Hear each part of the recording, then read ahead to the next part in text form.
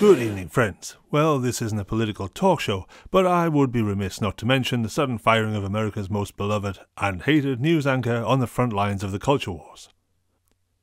Wait, I'm also a news anchor, also employed by a massive corporation, also a puppet for Big Pharma. That means I could be next. Let's all take a moment of silence for the passing of cybersecurity professional Kelly Aloria Lum. She was a guiding light at Tumblr, bringing the internet into a more secure age. She brought a humorous and human touch to an overly serious and insular industry. She will be missed. Speaking of putting the human element into cybersecurity, Google has debuted its cybersecurity-focused AI system.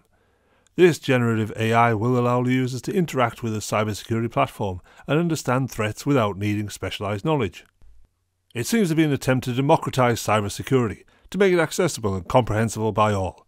But that's just a buzzword these days, so who really knows? Try telling Putin to democratize Russia. It will also allow companies to help teach and benefit from AI, so we'll see how democratic it is once it consumes the internet and hits the singularity. Couldn't do any worse than the humans we have running the planet nowadays, though I might be afraid if it starts reading 4chan.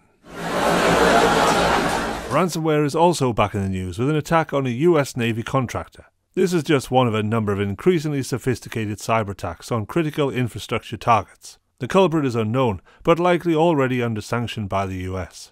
In other words, there isn't much we can do but modernize our infrastructure. Unfortunately, that isn't as sexy as getting new boats for the Navy.